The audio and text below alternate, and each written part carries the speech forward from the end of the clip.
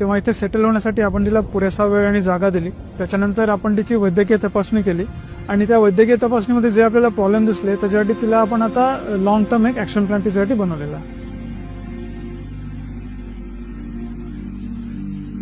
तिला आता आपण वैद्यकीय उपचारही चालू केलेले आहेत. तिच्या ज्या पायाच्या जखमावर त्याच्यावर आपण औषधं लावतोय आणि या वैद्यकीय उपचारांसोबत आपण तिला हायड्रोथेरपी पण चालू केली आहे. हायड्रोथेरपीसाठी ती एका मोठ्या तलावात जातो जो आपल्याकडे इथे वंतारामध्ये आहे आणि त्या तलावात गेल्यामुळे ती जेव्हा त्या तलावात जाते तेव्हा तिच्या पायामध्ये जो जुना आर्थरायटिस आहेत किंवा जुने जे तिच्या पायाच्या हाडांमध्ये प्रॉब्लेम आहे त्याच्या वेदनेतून तिला लगेच आराम मिळतो.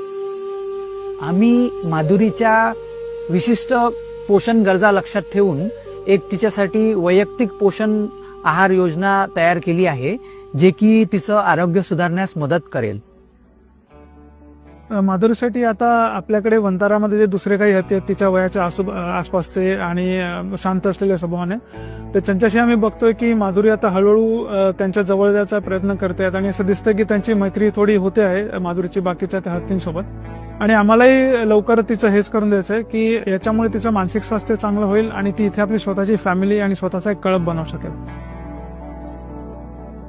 जे माधुरीवर प्रेम करतात तिच्याबद्दल चिंता व्यक्त करतात तुमच्या या प्रेमाचा आम्ही आदर करतो. तुमच्याच या प्रेमामुळे ती आता इथपर्यंत पोहोचलेली आहे आणि इथे वंतारामध्ये डेडिकेटेड टीम आहे तिच्यासोबत तिची काळजी घ्यायला.